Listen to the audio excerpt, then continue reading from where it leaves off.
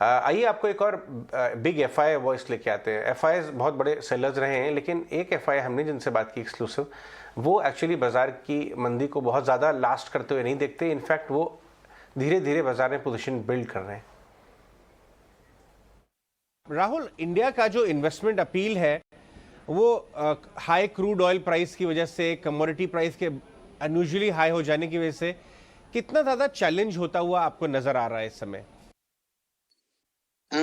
India की जो investment story है from a longer term medium term perspective काफी स्ट्रॉन्ग स्टोरी है कि आप देखिए कि गवर्नमेंट जो कर रही है एफडीआई अट्रैक्ट करने के लिए, ये जो पीएलआई स्कीम्स हैं, these are great schemes etcetera.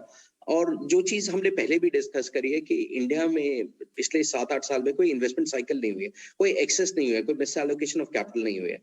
तो पिछले 6-9 महीनों में जो हम देख रहे थे, रियल एस्टेट साइकिल पिकअप हो रही है।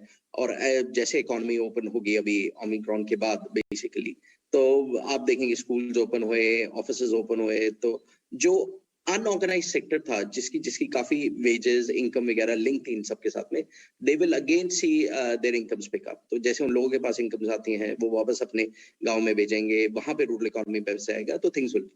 और ये जो सवाल था क्रूड के रहते हुए, हायर क्रूड ऑयल प्राइसेस, ये टेम्परेली इम्पैक्ट करेगा। आई थिंक नेक्स्ट 5-6 मंथ्स तक इम्पैक्ट करेगा।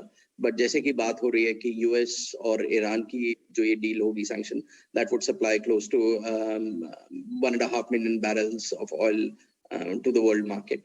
And eventually नेक्स्ट 12-18 मंथ्स में जैसे रशिया बाकी अपने एक्सपोर्ट्स नहीं कर पाएगा, तो इट्स हाईली लाइकली कि चाइना या बाकी अरेंजमेंट के through they will be able to keep up, और they may even ramp up their oil supplies.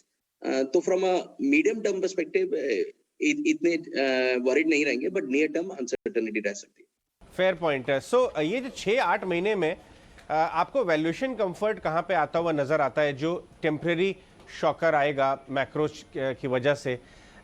और भी हमने देखा है 20% बैंक निफ्टी टॉप से करेक्ट हुआ है, 10-12% benchmarks, broader markets, mid caps और ज़्यादा। इस करेक्टिव फेज में आपको कहीं वैल्यूएशन कंफर्ट आना शुरू हुआ है, जहां पे आपने निबल किया होगा लास्ट कुछ हफ्तों में अपने पोर्टफोलियोज में, या देख रहे हैं? तो आई थिंक जहां तक ऐड करने का सवाल है, तो one can easily wait for another month or so. थोड़ा जल्दी नहीं ऐड करने की, बट अगले 3 महीने में अपॉर्चुनिटीज मिलेंगी आपको ऐड करने के लिए। और वो अपॉर्चुनिटीज आएंगी जो लॉन्ग टर्म इन्वेस्टर हैं, जिनका एटलीस्ट 1 ईयर टाइम फ्रेम है। बैंक्स में थोड़ी अपॉर्चुनिटीज आ सकती हैं, थोड़ी ऑटोज में आ सकती है, आईटी में ऐड कर सकते हैं। हॉस्पिटल्स एक अच्छा सेक्टर है जिसमें काफी अच्छी डिमांड विजिबिलिटी है, वैल्यूएशन भी थोड़ी करेक्ट हो गई है, तो वहां ऐड कर सकते हैं। इंडस्ट्रियल्स, कंज्यूमर डिस्क्रिशनरी जो हैं, थोड़े एक्सपेंसिव हैं।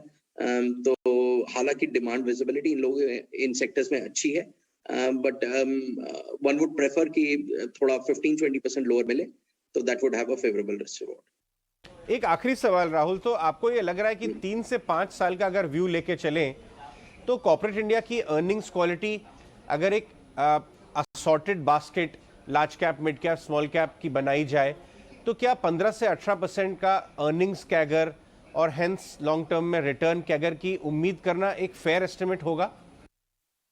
तो बिल्कुल हो सकता है। अगर आप नॉमिनल जीडीपी ग्रोथ लें जो 12% की हो सकती है, 5 से 6% इन्फ्लेशन, 5 से 6% जो गवर्नमेंट इतना सब काम कर रही है उसके रहते हुए हम इजीली ग्रो कर सकते हैं।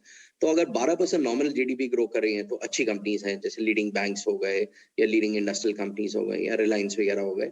ये कंपनीज अपनी अर्निंग्स 15 से 18% कंपाउंड कर सकती है। तो एक चीज हमें जो देखनी पड़ेगी कि कोशिश करें कि वो स्टॉक्स ना ले जिनके पीस काफी हाई हैं।